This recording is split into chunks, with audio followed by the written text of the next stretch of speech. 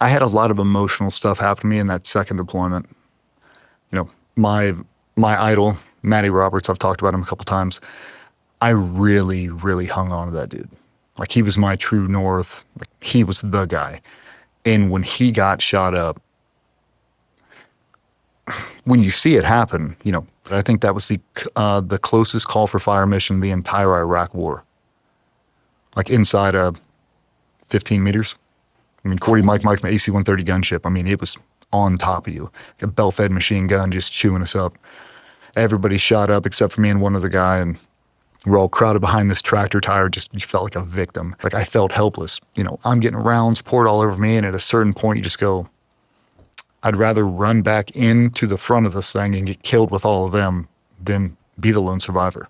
Welcome to the Huberman Lab podcast, where we discuss science and science-based tools for everyday life. I'm Andrew Huberman, and I'm a professor of neurobiology and ophthalmology at Stanford School of Medicine. My guest today is DJ Shipley. DJ Shipley is a retired Navy SEAL who served for 17 years, much of that time as a Tier 1 operator, meaning part of an elite, highly selective special operation unit within the SEALs. In recent years, DJ has emerged as a top public educator on the topics of how to structure your days to maximize your mindset for sake of physical and mental health, as well as performance in work or school, and to best support and build your closest relationships. As you'll soon learn from DJ, there are key points in your day when you can take specific physical steps, including but not limited to physical exercise, to shift your mind away from rumination, distraction, and frustration to a state of immense clarity, focus, and drive. Through trial and error, DJ has figured out, and he shares with us, how that process is done and how you can do it too, right down to the details. What he describes goes way beyond a standard morning routine or evening routine, and most importantly, is accessible to all of us. You also won't hear any cliches or fluff in today's discussion. DJ is very specific about what to do and when and how in order to become the best possible version of yourself. You'll often hear those words out there, how to become the best version of yourself or reach your potential. But what DJ does so beautifully is he explains exactly how to do that. And he shares his story of how he joined and moved through the SEAL teams and the victories, but of course also the immense challenges and losses that he and his teammates experienced. We also discuss addiction, PTSD, and depression, and new paths for overcoming those. In particular, a new medical treatment, ibogaine followed by DMT, and how that's being used to help veterans overcome addiction, PTSD, and suicidality. I've paid close attention to that work over the last 5 years because the brain imaging aspect is being done by my colleague, Dr. Nolan Williams at Stanford. I should mention that the ibogaine DMT process we discuss is not a recreational one. Rather, it's being done as part of clinical trials and dedicated research studies. DJ explains that process firsthand, and at the same time, I should mention that ibogaine and DMT are still illegal in the United States. They are not FDA approved, so no one should explore their use outside of these clinical trials. However, the FDA is looking seriously at these compounds, and approval for them seems quite likely in the next 12 months or so. Today's discussion is one that anybody, male, female, young or old, can benefit from. DJ has immense knowledge, he has immense experience, and he has an incredible ability to take what he's learned and turn it into actionable steps so you can improve your mental health, physical health, and performance, and become the best possible version of yourself. Before we begin, I'd like to emphasize that this podcast is separate from my teaching and research roles at Stanford. It is, however, part of my desire and effort to bring zero cost to consumer information about science and science-related tools to the general public. In keeping with that theme, today's episode does include sponsors. And now for my discussion with DJ Shipley. DJ Shipley, welcome. Thank you so much for having me, man. Let's talk about mental health, physical health, and spiritual health, but not all at once. You talk a lot about, and you post a lot about mental health, but I've noticed that a lot of that takes on a sort of a protocol-y approach where you use physical steps to approach mental health and vice versa. Mm-hmm. So what's your framework on this thing that we call mental health? I'm not asking you to solve the mental health crisis in one swoop, but when you think about your own mental health, the people close to you, people you've worked with in the teams, how do you approach mental health as a concept and as an actionable thing? I've lived so many different stages in my life, high points and low points and everything in between. And at my lowest point, I had no physical connection. I was either down hard with an injury, coming back from surgery, and then my mental health rapid decline right after that. And for someone who never suffered from mental health issues, it's shocking. And you feel like you're the only person going through it, especially when you come from a subculture of special operations. Nobody ever talks about it.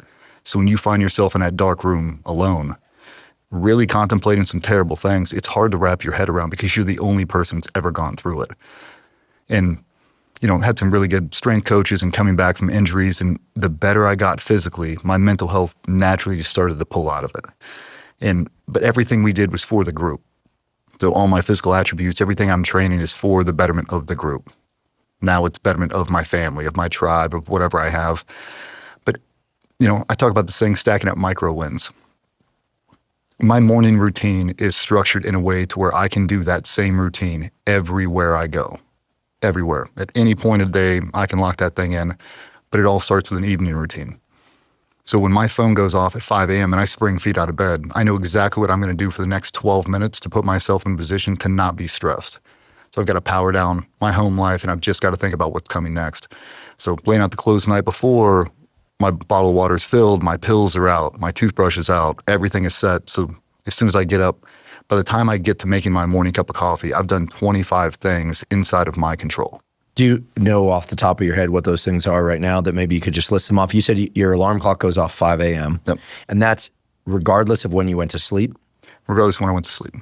Typically. I mean, if I'm out here, I'm on a different time zone and I can change it. But if you get to bed at midnight or you get to bed at 9 p.m. or you get to bed at 2 a.m., alarm goes off at 5 a.m., you're up. And my wife gave me this the other day. I came home on a red eye. I didn't walk through the door until 2:30 in the morning. And alarm clock goes off at 5 and she rolls over and she's like, "What are you doing?" "I'm going to work." And she's like, "You can take a day off." I'm like, "No, I'm not taking a day off. This last 5 days is the first time in as long as I can, 20 years, that I've actually taken 5 days of not working out when I had the physical ability to do it. I've never taken 5 days off because I'm so afraid my mental health will drop. Something will happen if I leave that routine. So I wake up, unplug my phone, shut off the alarm. I walk in, toothpaste on toothbrush. I go to the bathroom while I'm brushing my teeth, spit it out, all the pills I got to take in the morning, vitamin D, all the stuff I take. And then I get dressed. Left sock, right shoe. Everything I do in a very specific order. Even the way I put on my bracelets. If I put them on in the wrong order, I'll stop and I'll de-jock them all and I'll redon them. Just because that's one simple thing. I'm not rushed. I'm not under duress. I'm in control this entire timeline. And that way when I get to the kitchen, I don't feel like I'm frantic. Where are my keys? Where's my wallet? Where's my bag? Everything's in a system right now to where I can step in that car. I'm not stuck behind a school bus. My car has gas in it. My phone's at 100%. Because we've all been there. Everybody's a normal person. I wake up. My wife wants to have a 15-minute conversation. That puts me behind that school bus that I'm typically not behind. Now I'm late for my first meeting. I've got to rush through my workout. I don't have time to take a shower. All that is going to cascade. It's going to put me to be the person I don't want to be when I have to walk into that first meeting.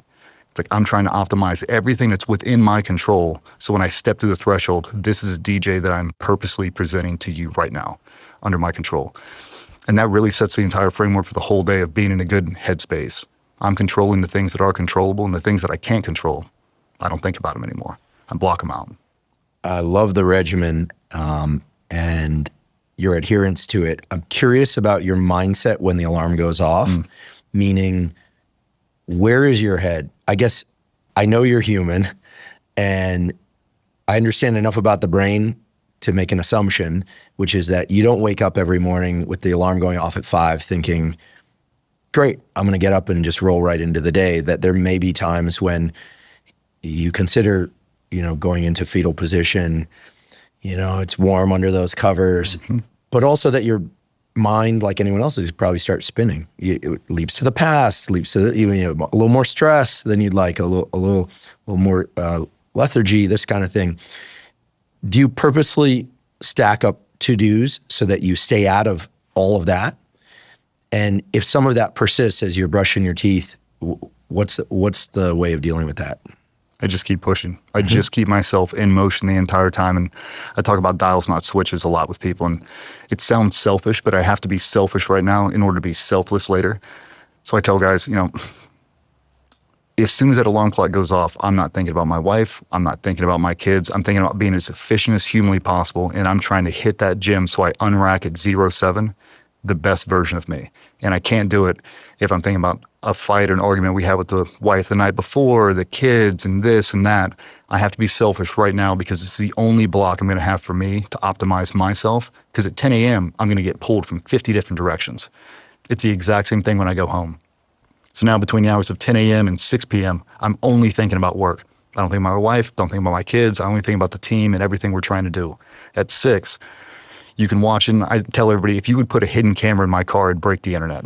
I do it every day. I slam that car in the park. I put my phone on Do Not Disturb. I check social. I check all my texts. I'm good. There's no phone calls. And I've got a 12-minute drive from door to door.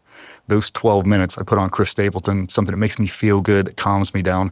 And I pre-rehearse everything that's going to happen the moment I hit that garage door opener.